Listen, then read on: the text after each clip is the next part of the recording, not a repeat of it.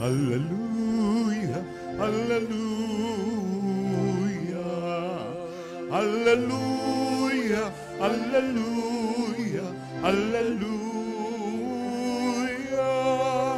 Ang Panginoon ko, siya ang nagwagi, kamatayan ay nagapi, pag-asa't buhay siyang handog na tangi. Hallelujah, hallelujah, hallelujah, hallelujah, hallelujah, hallelujah.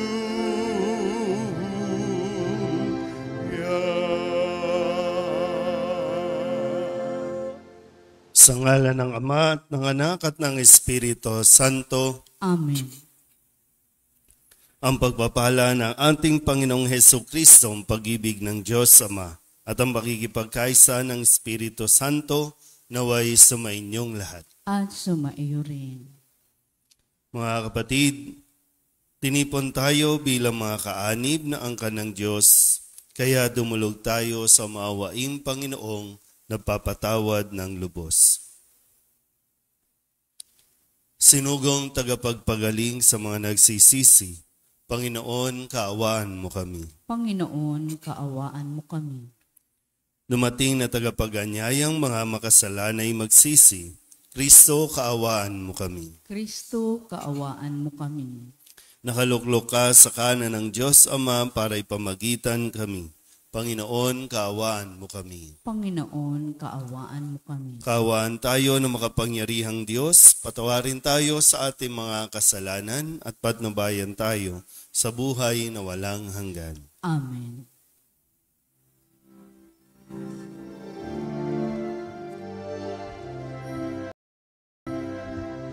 Luwalhati sa Diyos sa kaitaasan, kaloob sa lupa'y kapayapaan.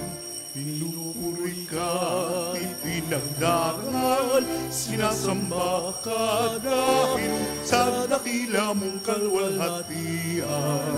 Panginoon naming Diyos sa ng langit, amang makapangyarihan, Panginoong Jesucristo, anak ng Diyos, Kordero ng Ama, ikaw nag-aalis mga kasalanan ng sanlibutan.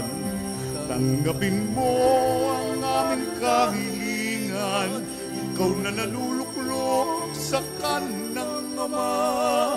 Maawa ka sa amin, ikaw lamang ang banal, Panginoong Jesucristo, kasama ng Espiritu, sa luwalhati ng Ama.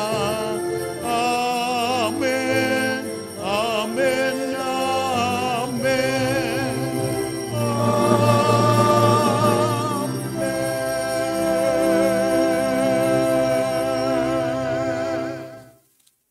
Manalangin tayo. Ama naming makapangyarihan, sa kagalingang dulot ng pagkabuhay ng anak mo sa amin, kami ay iyong patuloy na paunlarin upang sa kinamtan naming paglayang walang maliw, kami magkaroon sa kalangitan ng kaligayahan, na ngayon paman sa lupa ay siyang sanhi ng aming pagdiriwang sa pamamagitan ni Jesucristo, kasama ng Espiritu Santo, magpasawalang hanggan. Amen. Magsiupo na po ang lahat.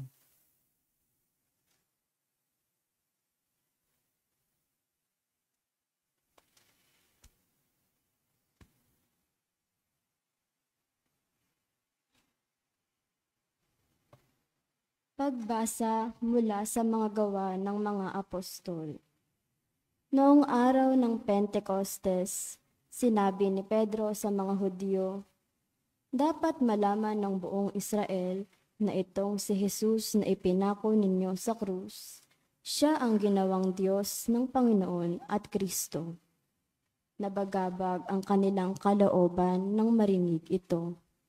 At tinanong nila si Pedro at ang mga apostol, Mga kapatid, ano ang gagawin namin? Sumagot si Pedro, pagsisihan ninyo talikdan ang inyong mga kasalanan at mapabinyag kayo sa pangalan ni Hesukristo upang kayo'y patawarin at ipagkakaloob sa inyo ang Espiritu Santo, sapagkat ang pangako'y para sa inyo at sa inyong mga anak at sa lahat ng nasa malayo, sa bawat tatawagin ng Panginoong Diyos. Marami pa siyang inilahad upang patunayan ang kanyang sinabi, at nanawagan siya sa kanila, lumayo kayo sa masamang lahing ito upang kayo'y maligtas. Kaya't ang mga naniwala sa kanyang sinabi ay nagpabinyag, at nagdagdag sa kanila ang may 3,000 tao ng araw na iyon. Ang salita ng Diyos. Salamat sa Diyos. Salmong tugunan. Awat pag-ibig ng Diyos sa sangkalupa ay lubos. Ulitin po nating lahat. Awat pag-ibig ng Diyos sa sangkalupa ay lubos. Panginooy tapat sa kanyang salita at maaasahan ang kanyang ginawa. Minamahal niya ang gawang matapat. Ang pag-ibig niya'y sa mundo'y laganap. Tugon, awat pag-ibig ng Diyos sa sangkalupa ay lubos. Ang may takot sa Diyos at nagtitiwala sa kanyang pag-ibig ay kinakalinga. Hindi babayaang sila ay mamatay. Kahit magtagutom, sila'y binubuhay. Tugon, awat pag-ibig ng Diyos sa sangkalupa ay lubos. ang ating pag-asay nasa Panginoon. Siya ang sanggalang natin at katulong. Ipagkaloob mo na aming makamit, o poon, ang iyong wagas na pag-ibig. Yamang ang pag-asay sa'yo'y nasasalig. Tugon, Awat pag-ibig ng Diyos sa sangkalupa ay lubos. Magsitayo na po ang lahat. Hallelujah, hallelujah, hallelujah,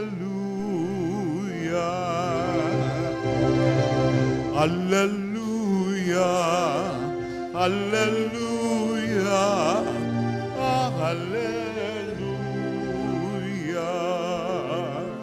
Kayong gawa ng Diyos, magdiwang tayo ng lupon, purihin ang manununod. Alleluia, Alleluia. Hallelujah, hallelujah, hallelujah. Sumainyo ang Panginoon. At sumaiyo rin. Ang mabuting balita ng Panginoon ayon kay San Juan. Papuri sa iyo, Panginoon. Noong panahong iyon, si Maria ay nakatayong umiiyak sa labas ng libingan. Yumuko siya at tumingin sa loob. May nakita siyang dalawang anghel na nakaupo sa pinaglagyan ng bangkay ni Jesus. Ang isa'y sa gawing ulunan at ang isa namay sa paanan. Tinanong nila si Maria, Ale, bakit kayo umiiyak? Sumagot siya, kinuha po nila ang aking Panginoon at hindi ko alam kung saan dinala. Lumingon siya pagkasabi nito at nakita niya si Jesus na nakatayo roon. Ngunit hindi niya nakilalang si Jesus iyon. Tinanong siya ni Jesus, bakit ka umiiyak?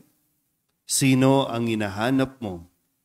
Akala ni Maria siya ang tagapag-alaga ng halamanan, kaya't sinabi niya, Ginoo, kung kayo po ang kumuha sa kanya, ituro ninyo sa akin kung saan ninyo dinala at kukunin ko. Maria, ani Jesus. Umarap siya at kanyang sinabi, Rabboni, ibig sabihin, Guro. Huwag mo akong hawakan, sapagkat hindi pa ako nakapupunta sa Ama, wika ni Jesus. Sa halip, pumunta ka sa aking mga kapatid at sabihin mong aakyat ako sa aking ama na inyong ama, sa aking Diyos at inyong Diyos. Kaya't si Maria Magdalena ay pumunta sa mga alagad at sinabi, nakita ko ang Panginoon, at tuloy sinabi sa kanila ang bilin ni Jesus. Ang mabuting balita ng Panginoon. Pinupuri ka namin, Panginoong Hesukristo. Isang mapagpalang umaga po sa inyong lahat. Happy Easter po. Ngayon ay Martes sa 8 araw na pagdiriwang ng Pasko ng Pagkabuhay. Kahapon, Lunes, narinig natin ang pahayag ng Ebanghelyo mula kay San Mateo, kung saan nakita nitong mga babae sa Jesus at sila'y binigyan ng isang misyon na pumunta sa mga alagad at doon ay sinabi na makikipagkita si Jesus sa kanyang mga alagad doon sa Galilea. Ngayon naman, ang narinig nating kwento o pahayag na mabuting balita ay mula kay San Juan. Dito ay parang mas madrama, yung kwento na nakatuon kay Maria Magdalena na siya ay nananatili pa doon sa libingan matapos na, kung susundan natin yung kwento, nakita ni Maria Magdalena na wala na yung bato, kaya't dali-dali pumunta siya doon sa mga alagad kay Pedro at Juan at muli bumalik sa libingan at nung wala na marahil yung dalawa, siya na lang naiwan dahil nga inaakala niya na ninakaw ang bangkay o ang katawan ni Jesus. Pero dito ay mismong si Jesus na ang nagpakita sa kanya. Pero sa umpisa, hindi niya makita kung kaya tinanong ni Jesus kung bakit siya umiiyak. At matapos na mapaliwanagan, ay nakilala na ni Maria Magdalena, kung sino yung nagsasalita at yun ay si Jesus. Matapos noon, binigay na ulit ang misyon ni Maria na pumunta sa mga alagad at ang kanya pong ipinahayag na pananampalataya na nawa ay atin din pong maipahayag. Sinabi ni Maria Magdalena, nakita ko ang Panginoon. Kaya yung tanong nga sa atin, nasaan na ba tayo ng punto ng ating buhay ngayon? Yung estado ng buhay natin. Kung sa pagdiriwang natin, itong nakalipas na linggo, nakita ba natin ang Panginoon? O wala pa rin? At nandoon pa rin tayo sa pakiramdam o sa estado na namatayan kasi tayo, nasaktan kasi tayo, nabigo kasi tayo, kaya hindi pa tayo makaalis-alis doon sa libingan. Hindi ko alam kung gusto ba natin pumasok o doon lang tayo sa labas. Kapag nawawalan tayo ng mahal sa buhay, namamatayan tayo, o kaya naman yung inaasahan natin, kapag nawawala ito, para bang pakiramdam natin, umihinto na ang mundo natin. Pakiramdam natin, parang hindi lang yung namatay, yung nawalan ng buhay, pati yung buhay, wala rin buhay. Pero muli, yung hamon ng muling pagkabuhay ni Kristo, hindi tayo dapat doon sa libingan. Hindi yon ang lugar natin, kundi may misyon tayo na dapat nating ipagpatuloy na sinimulan ni Jesus, ipagpapatuloy natin hanggang sa abot ng ating makakaya. Kaya itong si Maria Magdalena, unang nagpahayag na nakita niya ang Panginoon at nawa tayo rin makita natin ang Panginoon at masabi din natin sa mga tao. Mahirap po kasi kung mahirap yung tayo ang nagpapahayag pero tayo mismo ay walang buhay. Mahirap ipahayag yung pananampalataya natin. Si Kristo ang nabuhay kung ang ating pananampalataya ay naiiwan sa pagkamatay. Naiwan lang doon sa pagkabigo. Tandaan natin lagi, hindi dito nagtatapos, kundi meron pang kailangan ipagpatuloy na buhay. Hindi ikaw ang namatay. Kung tutusin, lahat ng namatay, sumakabilang buhay na. Buhay na doon sa kabila. So ngayon tayo, sana po mas tingnan natin, no? Mas maging masigla nawa tayo, mas maging masaya nawa tayo kasi yun ang buhay ng isang Kristiyano. Hindi lulugo-lugo, hindi lalamya-lamya at lalong-lalong hindi namumuhay sa kalungkutan. Kundi nagpapatuloy mabuhay, nagpapatuloy isabuhay ang ating pananampalataya. Amen?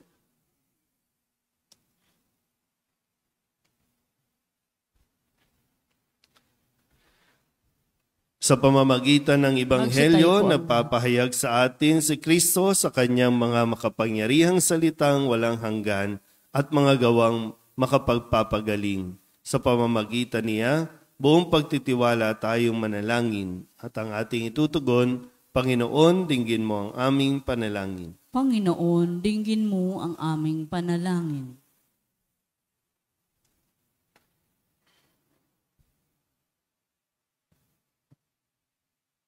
Ang simbahan naway patuloy na magturo ng katotohanan ni Kristo at labanan ang mga kasamaan ng ating panahon. Manalangin tayo sa Panginoon. Panginoon, dinggin mo ang aming panalangin.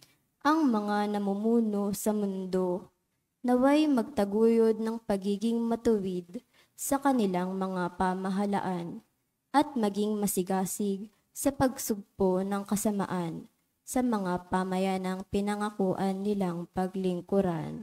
Manalangin tayo sa Panginoon. Panginoon, dinggin mo ang aming panalangin. Tayong lahat na natitipon dito, naway manatiling tapat sa ating mga pangako sa binyag. Manalangin tayo sa Panginoon. Panginoon, dinggin mo ang aming panalangin. Ang mga may sakit, naway magkaroon ng kagalingan sa panghihina ng kanilang katawan at kaluluwa. Manalangin tayo sa Panginoon. Panginoon, dinggin mo ang aming panalangin. Ang mga yumao, naway makabahagi sa maluwalhating muling pagkabuhay ni Kristo. Manalangin tayo sa Panginoon. Panginoon, dinggin mo ang aming panalangin. Idulog din natin sa Panginoon ang ating mga personal na kahilingan at mga panalangin para sa ating mga pamilya. Kasama ang mga kahilingan ng mga nanonood sa online. Lahat ng mga misang pasasalamat, espesyal na intensyon, mga agarang paggaling ng mga may sakit, at ang lahat ng mga kaluluwa na inihiling na ipagdasal sa misang ito.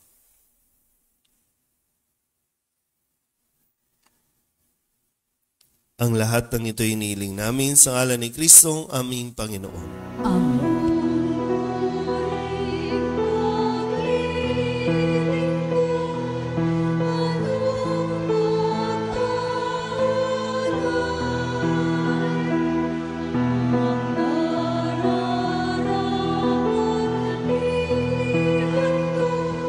Sa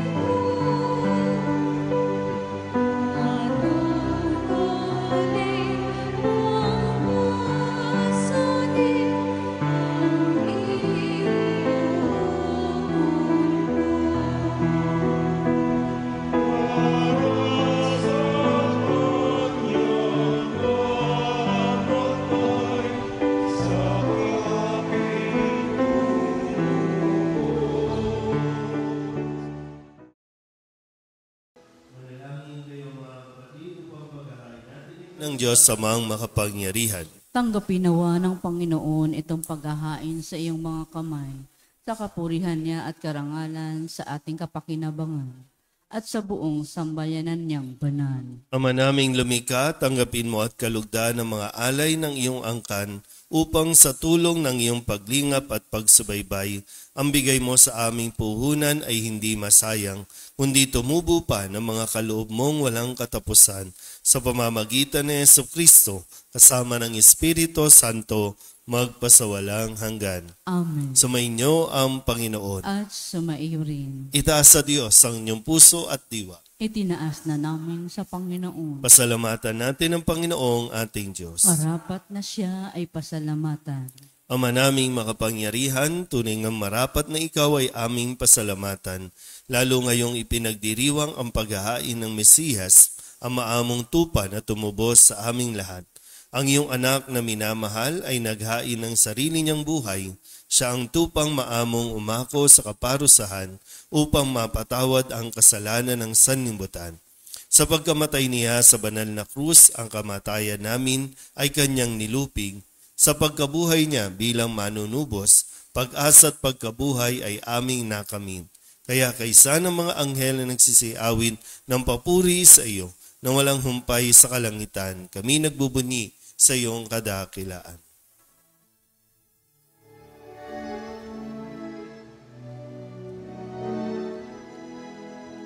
Santo, Santo, Santo, Diyos makapangyarihan, napupuno ang langit at lupa ng kaluwalhatian mo.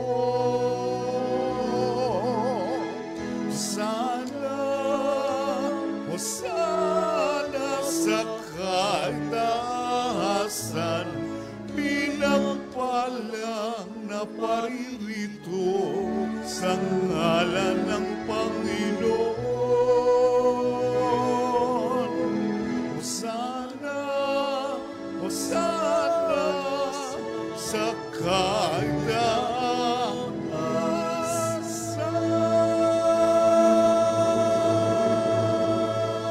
Magsiluhod po ang lahat.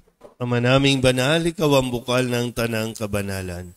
Kaya't sa pamamagitan ng iyong Espiritu, gawin mong banal ang kaloob na ito upang para sa aming maging katawan at dugo ng aming Panginoong Hesu Kristo.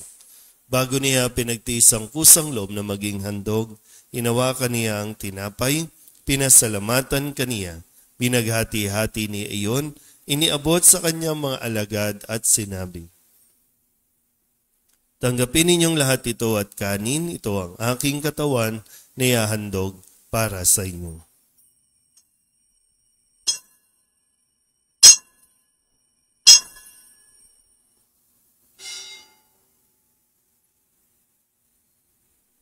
Gayun din naman nang matapos ang hapunan, inawakan niya ang kalis, muli kaniyang pinasalamatan. Iniabot niya ang kalis sa kanyang mga alagad at sinabi, tanggapin ninyong lahat ito at inumin. Ito ang kalis ng aking dugo, ng bago at walang hanggang tipan. Ang aking dugo na ibubuhos para sa inyo at para sa lahat sa kapagpapatawad ng mga kasalanan. Gawin ninyo ito sa pag-alaala sa akin.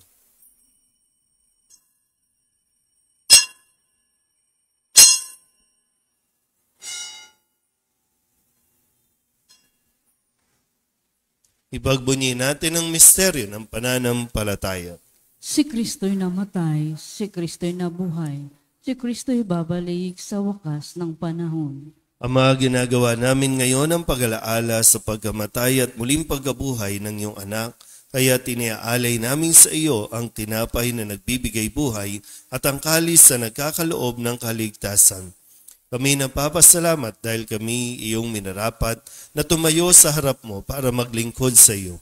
Isinasamo namin kami magsasalo-salo sa katawan at dugo ni Kristo ay mabuklod sa pagkakaisa sa pamamagitan ng Espiritu Santo. Ama, lingapin mo ang iyong simbahang laganap sa buong daigdig. Puspusin mo kami sa pag-ibig kaysa ni Francisco na aming Papa at ni Jose na aming Obispo at ng Tanang Kaparian. Alalahanin mo rin ang mga kapatid naming nahimlay na may pag-asang sila'y muling mabubuhay, gayon din ang lahat ng mga pumanaw. Kawaan mo sila at patuloyin sa iyong kaliwanagan. Kawaan mo at paginapating kaming lahat na makasalo sa iyong buhay na walang wakas. Kaysa ng mahal na Birhen Maria na ina ng Diyos, ng kabiyak ng puso niyang si San Jose, kaysa ng mga apostol at ng lahat ng mga banal na namuhay dito sa daigdig ng kalugod-lugod sa iyo, may pagdiwang nawa namin ang papupuri sa ikararangal mo sa pamamagitan ng iyong anak na aming Panginoong Hesu Kristo. Sa pamamagitan ni Kristo, kasama niya sa Kanya, ang lahat ng parangal at papuri ay sa iyo, Diyos amang makapangyarihan, kasama ng Espiritu Santo, magpasawalang hanggan. Amen, amen, amen. Amen, hallelujah. Purihin ang Diyos, purihin ang Diyos. Amen, hallelujah. Amen, amen, amen. Amen,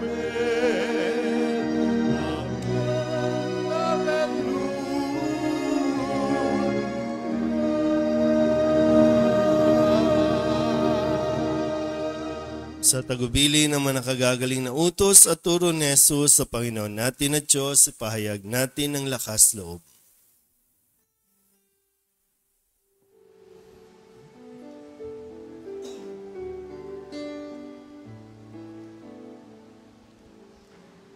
Ama namin, sumasalangit ka, sambahin ang ngalan mo, mapasa amin ang kaharian mo, sundin ang loob mo, dito sa lupa para lang sa langit. Bigyan mo po kami ngayon ng aming kakanin sa araw-araw at patawarin mo kami sa aming mga sala, para ng pagpapatawad namin sa nagkakasala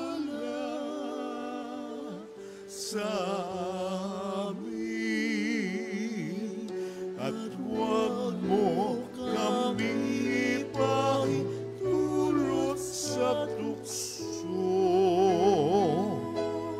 at iadya mo kami sa lahat ng masama.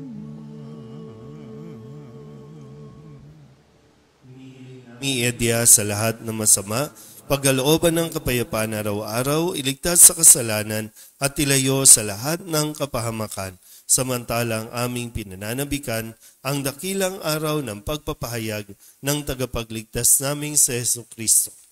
Sapagkat iyo ang kaharian at ang kapangyarihan at ang kapurihan magpakailanman. Amen. Panginoong Hesu Kristo, sinabi mo sa iyong mga apostol, kapayapaan ang iniiwan ko sa inyo, ang aking kapayapaan ang binibigay ko sa inyo. Tunghayan mo ang aming pananampalataya at huwag ang aming mga pagkakasala. Pagkalooban mo kami ng kapayapaan at pagkakaisa ayon sa iyong kalooban, kasama ng Espiritu Santo, magpasawalang hanggan. Amen. Ang kapayapaan ng Panginoon ay laging sumainyo. At sumaiyo rin. Mabigayan po tayo ng kapayapaan sa isa't isa.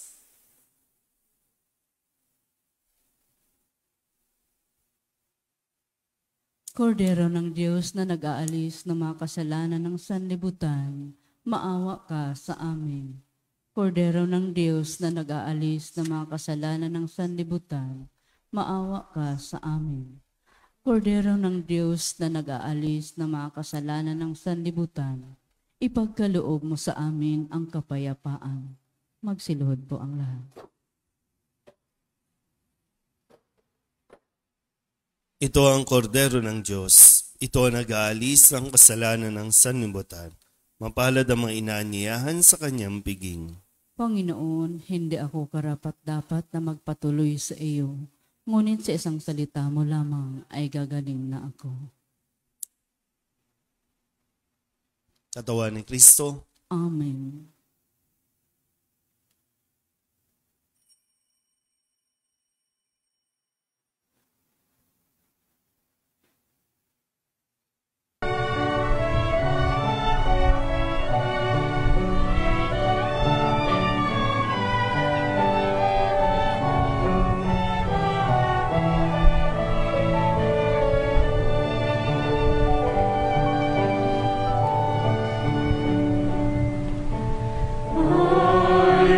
Listen to the Lord, will listen to the voice of His people, serve them with all my heart.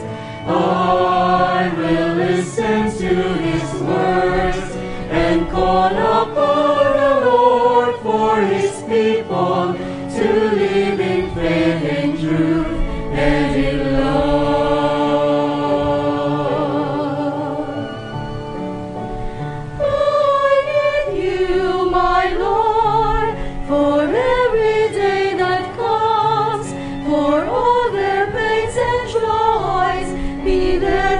Understand, they may seek you, my Lord, and reach into your hands. May you comfort their sorrows and heal their wounded hearts. I will listen to the Lord, will listen to the voice of His people, serve them with all my heart.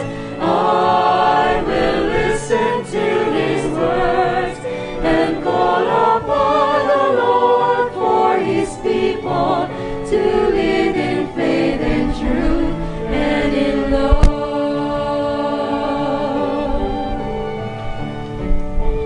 I believe you, my Lord, show them your truth and love. When darkness covers them, your light shines from above. I will be there, my Lord, to lead at your command. Together at one table, give them the bread of love. I will listen to the Lord, will listen to the voice of His people, serve them with all my heart. I will listen to His words and call upon the Lord for His people to live in faith and truth and in love. There are those who seek the lost and suffering, bind their wounds and bring them to your care. Oh Lord, I know that you're with them, embracing once again. Your love is all I bear.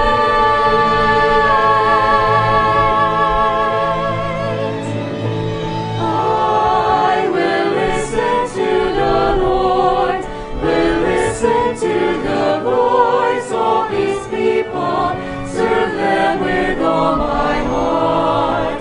I will listen to His words and call upon the Lord for His people to live in faith and truth and in love.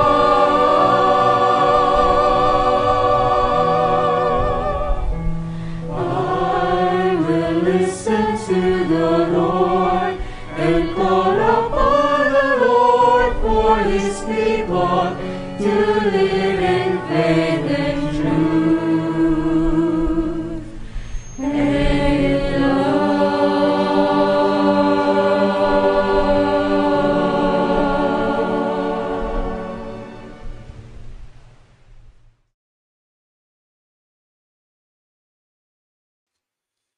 Manalangin tayo.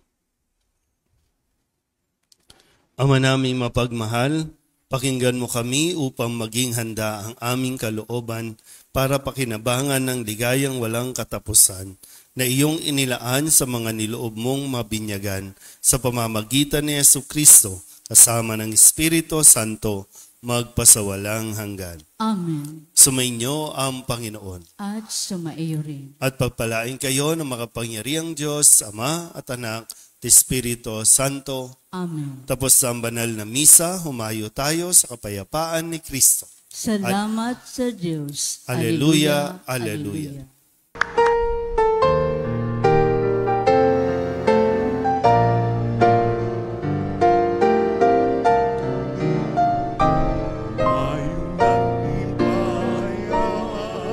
Nuestro Padre Jesús Nazareno, sinasamba ka namin, pinipintuno ka namin, aral mo ang aming buhay at kaligtasan.